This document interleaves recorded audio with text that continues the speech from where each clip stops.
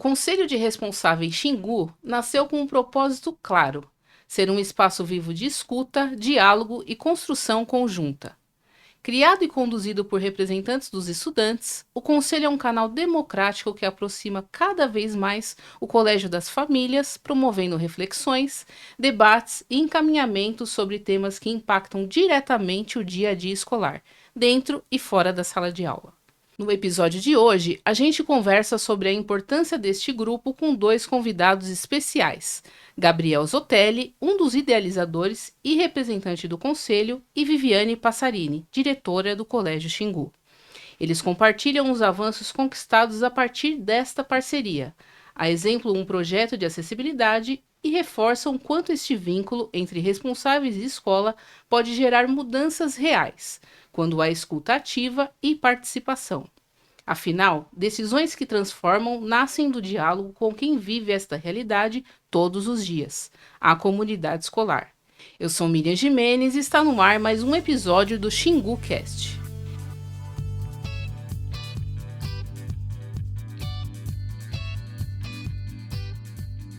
Olá, bem-vindos ao Xingu Cast. Nós estamos hoje aqui com a Viviane, bem-vinda Viviane, e com o Gabriel, bem-vindo Gabriel. Nós vamos conversar hoje sobre um assunto muito importante de um grupo que acontece na escola, que é do Conselho de Responsáveis. Então, eu queria que você me falasse, Viviane, um pouquinho, como que surgiu a ideia de ter o Conselho de Responsáveis no Xingu? Obrigado, comunidade. Obrigado, Miriam. O conselho ele surge de uma necessidade de escutar as famílias, entendendo as expectativas. Então, nós fazíamos rodas de conversa, semestralmente, era um café, um bate-papo, e eu ouvia, fazia essa escutativa, entendendo as famílias reconheciam como pontos positivos e aquilo que eles consideravam que, de alguma maneira, a escola tinha que melhorar. Era uma escuta sem julgamento, mas muito importante para alinhamento do trabalho nosso. E com a volta da pandemia, a necessidade de termos momentos de conversas, de diálogo presencial e também com a chegada de famílias tão ativas, tão engajadas, acreditando nessa educação que se faz de uma maneira coletiva, o conselho começa a se formar e passa a ter uma outra formatação, que o Gabriel vai contar para vocês daqui a pouquinho. Certo. Começou, né, sem ter essa oficialização. E quando ele oficializou, né, como que ele preencheu essa lacuna dessa relação entre estudantes, famílias e escola? Como que foi essa adaptação?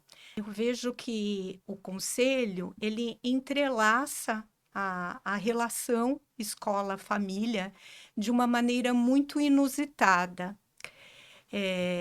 Eu digo que nós vamos para além de uma relação capitalista, onde a escola privada, as famílias consomem um produto e tem uma relação de serviço. Eu compro, eu pago e quero ser servido. Eu acho que a gente desconstrói essa lógica e, e todos nós nos beneficiamos muito, principalmente as crianças. Certo. E ele surgiu quando? Em 2023, é isso? 2023, Ah, sai a primeira formatação do nosso conselho. sim. E você, Gabriel, é um dos pioneiros, né? Sim. Me fala um pouquinho como que é participar desse grupo, né? E como que é feita a eleição desse conselho? Como que isso é discutido, né? Eu acredito que seja no início do ano. Me conta um pouquinho como que é esse trabalho. Bom, fazer parte do grupo é muito satisfatório na medida em que a gente consegue construir a visão, né, de que educação é coletiva, né? Ela é uma construção. A escola não está ali, por mais que ela seja uma escola privada, ela não está ali vendendo educação. Ela vende todo outro tipo de serviço, mas educação não é mercadoria, a gente não consegue, né? Então, dentro dessa lógica, não há uma destinação única para o aluno, né? A educação ela é formada pela comunidade escolar, né? Pela escola, pelo bairro em que a escola está, pelas famílias, por outros locais em que as crianças frequentam, e tudo isso é trazido para dentro da escola, né? Então, toda essa diversidade de pensamento, e os conflitos como consequência, né? Então, o conselho, inspirado nos conselhos escolares das escolas públicas, que tem participação das famílias, a gente trouxe essa ideia para a Viviane, como ela disse, né, logo depois da pandemia. Primeiro, por uma necessidade de reunir. A gente estava com vontade de se reunir, precisava olhar, né, porque os grupos, desde a pandemia, os grupos das turmas já existiam. Né? Então, a primeira reunião presencial na escola já teve um impacto e já teve esse gostinho de quero mais. Eu acho que eu poderia estar conversando, né, com outras pessoas, porque a pandemia ela trouxe uma infinidade de novidades, né, das boas e das ruins. E ninguém sabia lidar. A escola, né, não sabia lidar. E a gente tem muito essa relação, principalmente com a escola privada, de que da terceirização, de que ela vai resolver tudo. Então eu vou colocar meu filho lá, ela tem que dar conta, né? Como eu disse, educação é plural e coletiva, né? Então não era bem por aí a ideia de se reunir, não era para a gente formar um grupo de cobrança da escola. É para a gente formar um grupo de ajuda, de apoio à escola, de construção junto, né? E aí a gente formata isso em 2022, tem essa ideia, a gente ainda se reunindo virtualmente, a gente traz essa concepção, né, para objetivos e tal, lança isso para a gestão da escola, que acata, e em 2023 a gente forma o primeiro grupo, e ali a gente estava todo mundo meio perdido, qual o objetivo? Tinha no papel qual era o objetivo, mas as expectativas eram tantas, né? Que a primeira reunião eu lembro, a sala lotada, e as pessoas, mas e aí? Como é que funciona? E eu devolvi a pergunta, mas e aí? Como é que vocês acham que deveria funcionar? Né? Como que a gente pode construir isso aqui? E aí a coisa foi ganhando identidade, foi ganhando corpo, né? Nós passamos por alguns momentos em que já tinha essa questão da pandemia, né? Como lidar, né? Que depois vai desembocar lá nas telas, já tinha essa conversa das telas, do uso das telas que chegava para o conselho, as crianças estão viciadas, o que a gente pode fazer, né? Antes de existir essa lei de proibição, a gente já discutia, o conselho já discutia, depois teve, a gente passou por aquela realidade terrível dos ataques contra as escolas, né? As escolas do país inteiro ficaram de sobressalto, assim, os professores, né, o corpo de funcionários da escola tava com muito medo do que poderia acontecer, né? A gente já tinha famílias que também com muito medo. Foi uma das reuniões, eu acho que mais conturbadas que a gente teve no conselho, porque foram famílias lá que chegavam a chorar. Eu não quero que aconteça nada com meu filho, eu tô deixando ele na escola e não sei se eu vou buscar, sabe? Então começou uma série de questões que, fomentadas pela mídia e por tudo que estava acontecendo, a gente ficou com muito medo. E foi no coletivo que a gente chegou em algumas saídas, né? E aí a gente conseguiu ajudar a organizar a entrada e a saída da escola, não só por uma questão de segurança daquele momento, mas de segurança até hoje, né? De saber que criança está entrando, que criança está saindo, né? Até a organização do trânsito, né? Que transbordava para a escola tem que se quebrar inteira, fazer uma baia, fazer não sei o quê. Não, a gente consegue, né? Ali juntos, a gente consegue chegar nas alternativas e a gente foi chegando. A gente também, na época, conseguiu fazer uma ação lá na festa das famílias, a gente conseguiu fazer uma ação de apoio, né, de certo apoio emocional para os funcionários da escola, dizendo, ó, as famílias estão aqui, as famílias não estão contra, né, as famílias estão aqui com vocês, né, estamos juntos nessa, né, o medo é de todo mundo e vocês estão na linha de frente, porque tinha muito isso, olha, os funcionários da escola estão na linha de frente se alguma coisa acontecer, É né. pesado. Então, assim, e eu acho que, eu não sei como outras escolas lidaram, mas quando eu conto essa história, né, para colegas que da época, eu falei assim, olha, a gente saiu por aqui, as pessoas elas ficam, nossa, mas como que funciona isso? Né? E as pessoas vão ficando interessadas, porque quando o Xingu vem e se propõe como uma escola democrática, ele leva isso na prática, né? E foi por causa dessa forma de se colocar como escola que a gente veio e sugeriu. Então tinha essa porta aberta. Se é uma escola democrática, a gente consegue e dá trabalho, né? Você me perguntou como que eu me sinto estando lá. Eu me sinto muito feliz de ver que é possível, né, depois desses 3 anos de conselho, de que é possível a gente construir sim essa educação, de ter esperança sim nessa questão coletiva, né, e que dá trabalho. Né, dá trabalho, a gente está ali, ser um espaço democrático, ouvir as pluralidades, os conflitos, dá trabalho. A gente não vai chegar num consenso tão rapidamente, talvez não chegue num consenso em alguns assuntos, né? Mas é a forma mais madura e mais respaldada que a gente tem de tomar posições com as famílias, com as escolas, né? E não ficar nesse jogo que terrivelmente a gente pode cair nessa armadilha de empurrar.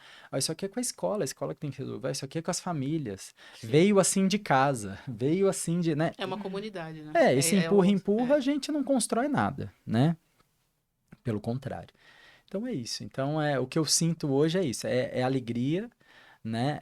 Às vezes a gente tá lá no dia a dia cansativo do trabalho e tal, e como eu disse, dá trabalho, então tem que parar, pensar, peraí, que agora eu vou trabalhar para isso aqui também, então, né, tem que se debruçar, né? Eu falo isso no grupo, mas é isso, quanto mais gente participante, menos trabalho dá, no sentido da gente conseguir colocar as coisas, né, como a gente gostaria.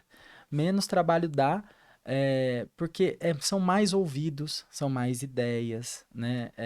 E tudo Divisão de isso trabalho, né? De responsabilidade. divisão de trabalho, de responsabilidade, e tudo isso ajuda, Uhum. né? E como que é feita essa eleição, né? Quantas reuniões são feitas? Como que é feito essa Então, a divisão? eleição ela é feita uma vez por ano na primeira reunião da escola, quando a escola reúne pela primeira vez as turmas no ano. E hoje até acho que já vai tão fluidamente que a escola já sabe que nessa primeira reunião ela tem um espaço reservado, os professores já chegam. A gente nem precisa necessariamente apresentar o conselho, a gente já pode mandar isso, né, pelo aplicativo ou manda para os grupos, né, vídeos de apresentação do conselho, mas para quem está chegando, a gente faz um depoimento ali. E as turmas já reunidas, o professor já lança essa questão. Olha, precisamos tirar daqui 2 representantes que vão compor o conselho. É claro que o conselho não é um grupo fechado. Isso a gente tem que deixar muito claro. Todas as reuniões são abertas, né? Quem quiser saber que dia, quando acontecem as reuniões, é só questionar ali na secretaria, a gente tem isso. As atas ficam todas as disposições, né, das pessoas para saber o que aconteceu na reunião passada, o que tem se tratado. Para receber pautas, né, as pessoas podem ir lá procurar. Olha, queríamos que o conselho discutisse isso, isso e isso, que está sendo um problema. Vira e mexe a gente recebe ali, né? Porque talvez a realidade do infantil não é a da etapa 2 tal, mas nós estamos falando de temas globais que às vezes a gente precisa debruçar um pouquinho mais no infantil, um pouquinho mais na adolescência, um pouquinho mais ali na faixa intermediária, mas de todo jeito é aberto, né? Então, mesmo, para que a gente tem 2 representantes? Porque dependendo do assunto, dos encaminhamentos, a gente vota questões, né? Então, assim, é aquilo que eu disse do respaldo. Então, se a gente não chega num consenso, precisa ter eleger alguma coisa aqui e ali, as turmas estão representadas. Essa é a proposta, né? Uhum. Para que todo mundo tenha tido chance de ter voz no espaço. Sim. Então, E como que é feita essa pauta, né? Quantos assuntos geralmente são discutidos nessas reuniões? E como que essa pauta depois é levada para a direção, né? Como que vocês elegem o que é mais importante para levar para a direção e para ser discutido com a direção? a gente tenta, a maioria das reuniões, ter a presença já da gestão da escola, Uhum. né? Porque como a gente não domina, e nem é esse o propósito, dominar nem a parte pedagógica, nem a administrativa, né? Nós estamos falando de reflexões globais. Mas tem para alguns encaminhamentos, a gente precisa, né, desse respaldo. Então é legal a escola estar junto, né? E também a escola já colocar, porque às vezes a gente vai ali discutir tema que a escola já tá até superado. Ó, a escola já trata assim, já faz assim. Então, próxima pauta, gente, Que né? tem muitas, Que né? isso, porque acho que é esse o papel, é dessa aproximação de imediato, né? A escola não tem condições de passar tudo o que é feito, né? As famílias também não têm condições de ficar indo buscar tudo que é feito. Então, às vezes, isso surge uma pauta, a gente chama a escola, bacana, a gente já faz, posso apresentar como é que faz?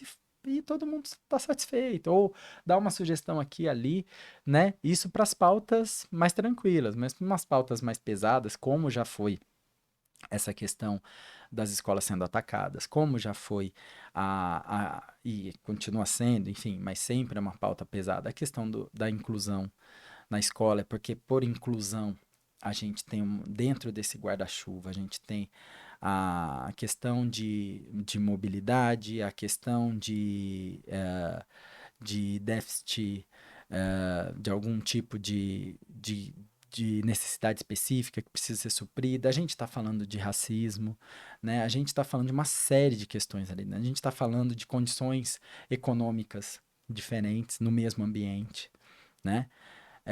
Então, por isso que inclusão chega a ser uma pauta pesada, pesado no sentido de que a gente precisa de tempo, e talvez não seja uma reunião que a gente consiga chegar nos poréns, né? Talvez a gente. E a gente já teve reunião que ela foi toda reflexiva. Então, qual é o encaminhamento? Encaminhamento é o que a gente conseguiu aprender disso aqui. Né? Não tem, às vezes não tem algo prático. Isso desanima algumas pessoas, eu já senti, né? Porque a gente chega, inclusive as reuniões, elas acontecem uma vez por mês, no período da noite.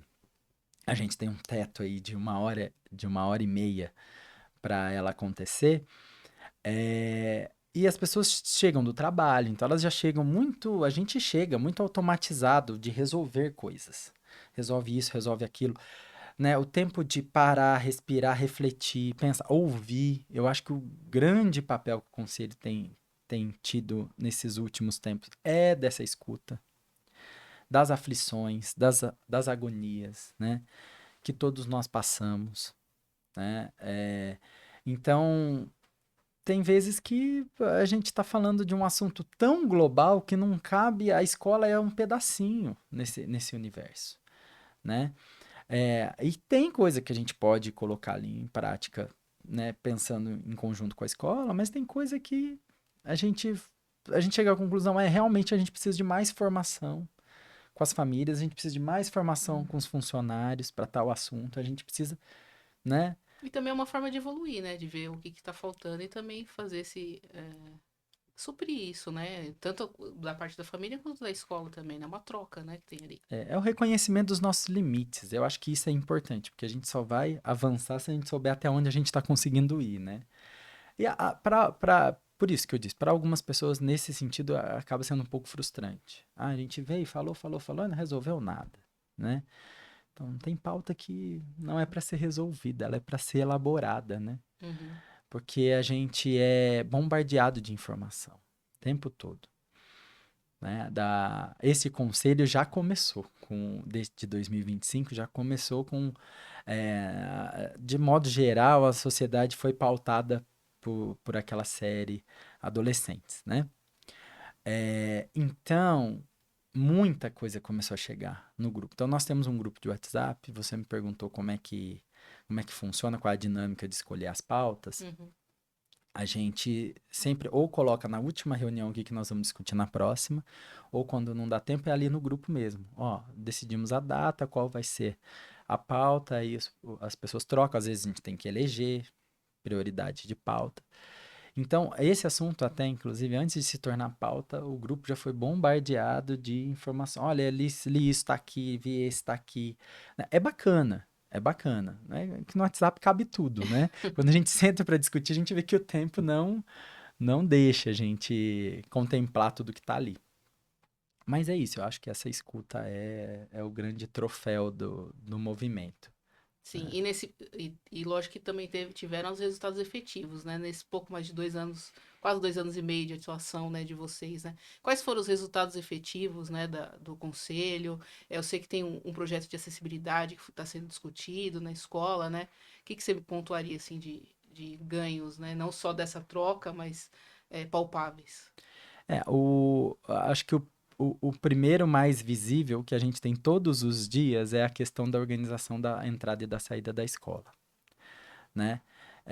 Foram tantas ideias que transbordaram nessas reuniões que até para filtrar a gente teve uma dificuldade, né? E saber também as limitações da escola, não adianta a gente imputar tudo. Então essa é a primeira, então muitas famílias que estão chegando agora nem sabem que aquilo é um efeito de se ter um conselho, de se ter essa escuta coletiva, né? Já acha que a escola funciona daquela maneira. Uma outra que a gente teve efetivo foi esse acolhimento aí durante os ataques às escolas. Nós tivemos a questão das telas. Antes que isso fosse até pauta de grande polêmica, o conselho, já depois de ter discutido, chamou a escola e falou assim: olha, sexta-feira no dia do brinquedo, para o Fundamental 1, nós não queremos telas. Nenhum tipo. A gente gostaria que as crianças interagissem, né? Já tinha relatos de casos de crianças super ansiosas, né? A gente já estava lidando na esfera do vício mesmo, de que estavam com muita dificuldade de socialização. É isso, acho que a pandemia também deu esse Gatilho. gatilho em todos nós de precisamos socializar, né? As crianças não aprenderam, né? O meu filho, por exemplo, foi alfabetizado por meio das telas. Aliás, mandar um beijo para a professora Isamara, que fez esse milagre, né? É, porque eles chegavam e, assim, eles cansavam e eles queriam desligar a tela, mas no ao vivo não tem tela para desligar, né? Como é que é a convivência? Então, tava tendo essa dificuldade. A gente pegou e propôs. Olha, e se a gente eliminar, né? E depois disso, claro, foi crescendo, a gente foi vendo que tinha problemas com a etapa 2, né? Ou problemas até mais graves, né, em relação a isso, e também começou a vir. Então, antes de se tornar lei, a gente já estava discutindo. É que depois veio a lei, a escola teve. Mas mesmo com a lei não diz assim, tá proibido, então vamos fazer assim, assim. Não tem uma regulamentação, né? Não tinha, pelo menos, a princípio, uma regulamentação clara. Tinha proibição, né? E a gente discutiu de tudo, do ocupacional, do como que a gente fomenta eles voltarem ou começarem, né, a interagir sem as telas, o que que vai ser, quais as ideias, tentamos trazer ideias de todos os lugares, o que estava sendo desenvolvido, o que que a escola tem a capacidade de desenvolver diante disso, né? Ou uma outra questão que daí ali eu senti muito orgulho do conselho, né? Que a gente está falando dessa dinâmica da escuta, aí alguns conselheiros levantaram a mão e falaram assim, conselheiras, levantaram a mão e falaram assim, vamos perguntar para as crianças o que elas acham que tem que fazer no intervalo, né? Por que a gente tem que dar tudo pronto? Elas estão sem celular, né? O que a gente faz agora? Não sei o que vocês acham que pode ser feito agora, né? Ali eu falei assim, tá dando certo isso aqui. Ali eu senti aquele quentinho, falei, estamos no caminho certo. Sim, e a pauta de acessibilidade do projeto? O projeto de acessibilidade nasceu, se eu não me engano, foi em 2024, que a primeira reunião que nós tivemos, a gente estava com muitos pais que se voluntariaram a representantes lá no conselho, preocupadíssimos, porque a escola, né, ela está sendo cada vez mais divulgada com essa questão, né, do espaço democrático. Se é um espaço democrático, todo mundo cabe ali, né? Todo mundo cabe ali, as crianças começam a chegar tendo necessidades específicas, né, sendo de outra situação econômica social, sendo, né, quebrando o paradigma da escola particular, né, da maioria de crianças brancas, né, que a gente tem. E aí, esses pais, ao saberem do conselho, vão para lá.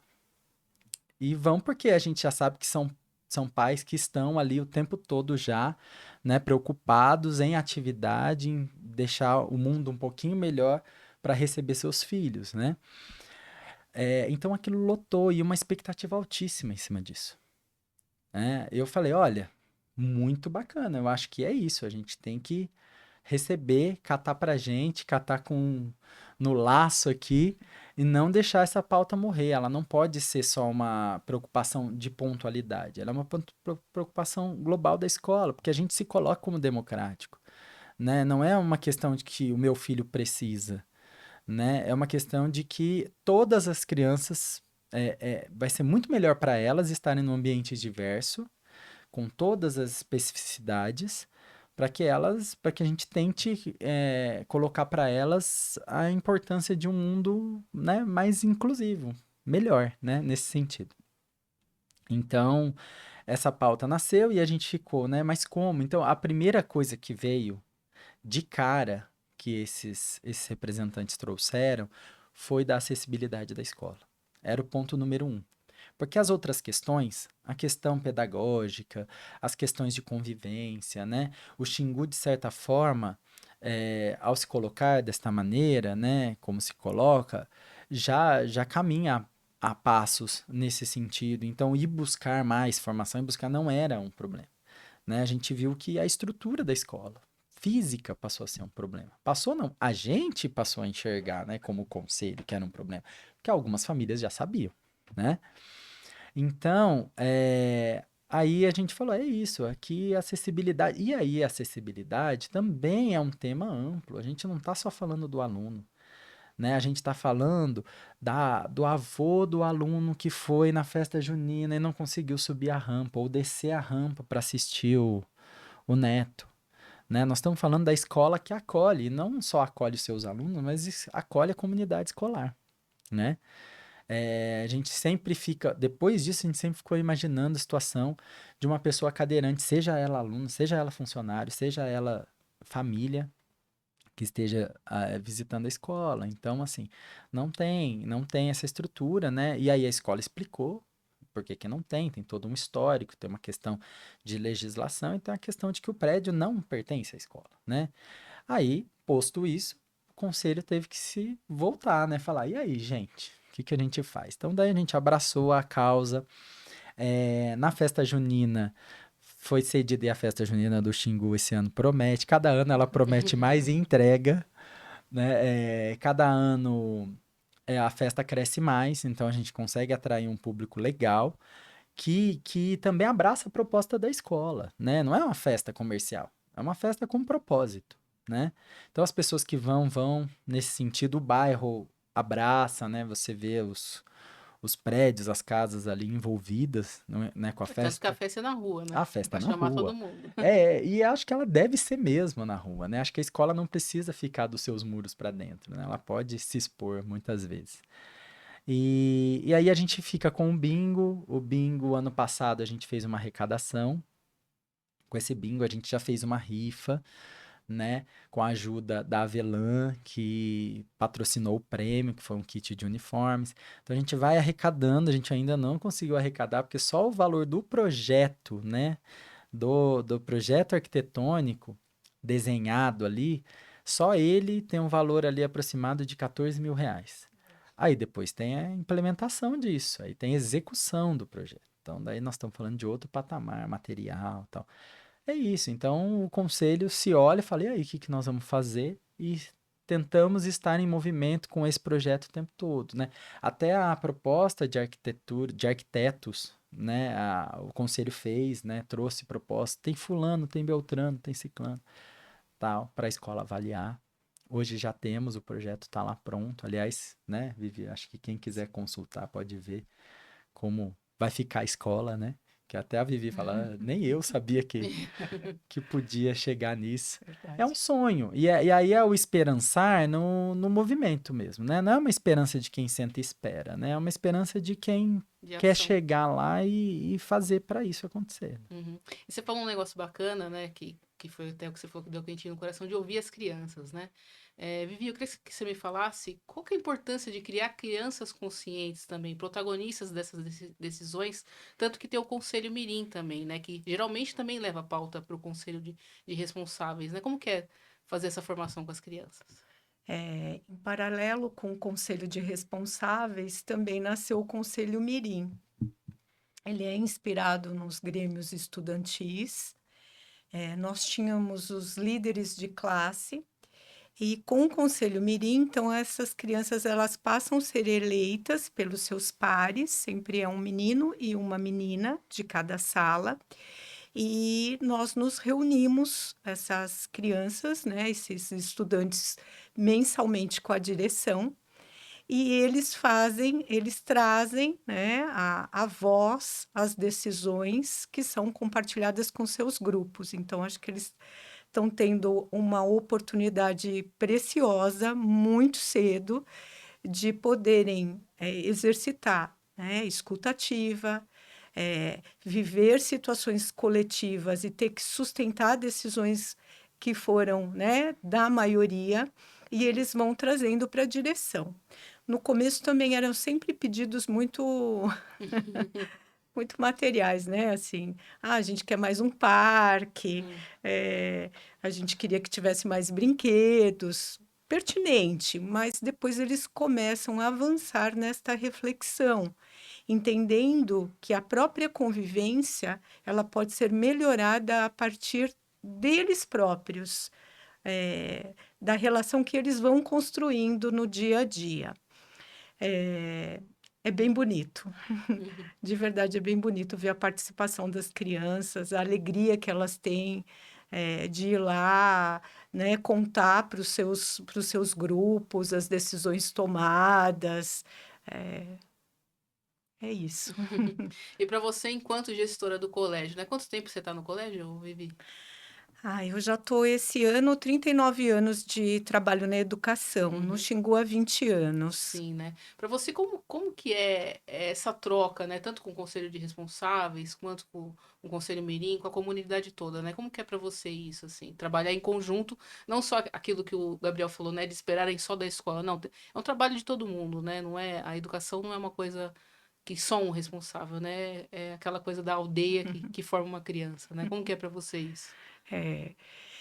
Para mim, como gestora, é o sonho da realização dessa escola democrática. Para mim, é muito profundo isso. Eu diria até que é sagrado, né? À medida que esse discurso é colocado em prática, é pensar nessa coletividade, que uma escola não se faz, né? Só com uma pessoa. Como o próprio Paulo Freire fala, né? A escola é constituída de muita gente, né? E então o conselho de responsáveis, né? Os professores, os alunos, então são muitas vozes e mãos que vão construindo essa escola, que eu diria que é uma rede de proteção e também, né, com o propósito de fazer um mundo melhor. Eu gosto muito de uma frase né, um pensamento do Ayrton Krenak, que ele fala, né, que um dos conceitos que a gente tem que recuperar da ancestralidade, o sonho está num lugar central. E, e para mim é isso, é sonhar, né, todo dia com essa escola, né, que é uma escola que quer fazer uma educação libertadora, que não quer oprimir, né? É possível, Com toda dá certeza. trabalho, Bem sabemos. precisa ter muita paciência, muita perseverança, mas vale muito a pena. Sim, com certeza. E, Gabriel, quais que são os planos futuros, né, pro Conselho de Responsáveis, né? O que que vocês esperam, né, para os próximos anos? E eu queria que vocês dessem, assim, um depoimento, ou chamasse os pais que ainda não participam desse grupo tão importante, né, para que eles, ainda que não consigam ir em todas as reuniões, mas que mandem sugestões, que participem de alguma forma de uma coisa que é tão importante para todo esse trabalho que a gente falou aqui até agora, né? É bom. Eu acho que esse é um projeto muito presente, né? Ele funciona no aqui e agora, né? O que que a gente está discutindo aqui, o que a gente quer aqui, claro, olhando lá para frente, mas por isso que eu acho que é um pouquinho difícil falar de futuro. Eu acho que se eu tenho algum desejo é que ele permaneça como um local de escuta, um local de acolhida mesmo, das famílias e da escola, né? Dessa acolhida conjunta, porque a escola, assim como as famílias, a escola também tem suas aflições, a escola também não tem resposta para muita coisa, né? Hoje eu fico pensando como é que deve ser a vida de outros diretores que não contam com outras gestões, porque não é só a Viviane, né, mas outras gestões que não contam, porque algumas decisões são muito difíceis de serem tomadas, né, e quando elas são tomadas com esse respaldo, elas, enfim, elas estão sendo tomadas por muitas pessoas ao mesmo tempo, né. Então dá trabalho, mas no fim as coisas ficam um pouco mais fáceis, né? Ficam um pouco mais fáceis no sentido de não serem, terem que ser sustentadas por poucas pessoas, né? Algumas decisões difíceis sendo sustentadas por meia dúzia de pessoas, né? Como se a escola tivesse que ficar respondendo o tempo todo a indagações, né? Então, o que eu desejo para o conselho é que ele se perpetue, que a escola consiga, né, continuar fomentando esse tipo de trabalho e que esse trabalho, ao se perpetue como esse espaço de escuta coletiva e de construção coletiva, né? Toda vez que a gente está lá, alguma pauta aparece e às vezes dependendo da pauta temos ânimos, né? E começa um pensamento de, mas precisava ter isso, então a gente tem que exigir aquilo, a gente, né? Quando vai para esse lugar, aí a gente tá já desvirtuando da coisa. Porque é isso, né? A gente não tá falando ali de uma relação de consumidor. Apesar de, no limite civil da coisa, né? Tem uma relação ali de consumidor e fornecedor, enfim. Mas não é disso que a gente está tratando ali. Né? Se precisar tratar disso, você senta com as partes e conversa, mas não é disso. Nós estamos falando de algo maior, né? E é o que eu disse, que muitas vezes extrapola a escola, né? Mas que a escola está inserida, né? Então, o que eu desejo é isso, que continue sendo esse espaço, que o conselho possa ajudar a escola a não só reproduzir conhecimento, mas também a produzir conhecimento, né? Que é nesse sentido, quando a gente não tem resposta, a gente consegue sentar, elaborar e buscar alternativas. A gente está produzindo conhecimento. Talvez tenha coisa que seja só a gente consiga só implementar ali no Xingu, naquele espaço, naquele momento. Mas foi um conhecimento produzido na coletividade, que a gente não fique só, né, reproduzindo, né, que Uhum. as crianças e que isso se reflita lá nas crianças. Eu acho que esse é o intuito, né? Já tem ali o conselho, mirim. Então esse é o intuito. Que a gente não seja só uma reprodução, porque para formação, né, para educação formal, a gente vai ficar ali numa reprodução de muita coisa, né? Mas que a gente consiga ter ali protagonistas, né? Pessoas que não só assistem as coisas acontecerem, que Participe. participam. Sim. E aí eu queria que vocês fizessem a chamada para os pais participarem também do conselho de alguma forma, nem que seja com sugestões, mas que vocês Sim, fizessem essa chamada.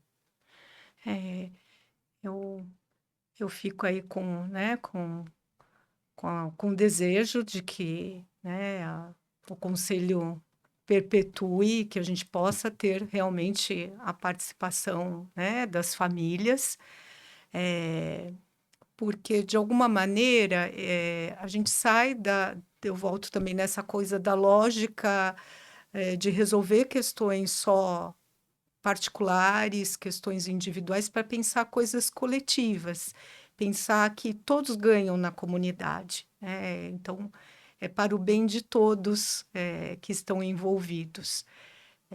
Eu sei que temos muitos compromissos nas nossas vidas, mas os encontros são mensais e é uma possibilidade de reflexão, de construção coletiva.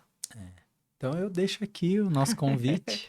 Vem participar com a gente, né? Vem fazer parte do conselho, seja oficialmente como representante, mas envie pautas, procure o representante da sua turma, né? Se já tiver. não é representante que quer participar, aparece lá nas nossas reuniões, tenha contato com as atas para saber o que a gente está desenvolvendo e simplesmente participe. Eu acho que depois que a gente, a gente depois, mais para frente, pode até coletar outros depoimentos, mas depois que a gente entra nessa esfera de construção coletiva, a gente começa a enxergar as coisas, né, do espaço público, tal, de outra maneira. Né? Ah, olha, isso aqui tá. Eu gostaria que essa praça fosse do jeito que eu acho. Então, o que eu posso fazer por isso? Né? A gente começa a ter um outro olhar sobre as questões, que é isso, que extrapolam os muros da escola. Né? Sim. Vivi, Gabriel, adorei nosso papo. Obrigado pela essa participação no nosso XinguCast. Eu que agradeço. Obrigado. Eu que agradeço. Obrigada. Obrigada. Falamos sobre a importância do Conselho de Responsáveis Xingu para a comunidade escolar com um dos idealizadores do grupo, Gabriel Zotelli, e com a diretora do Colégio Xingu, Viviane Passarini. Este foi um podcast do Colégio Xingu. Eu sou Miriam Gimenez e até a próxima entrevista.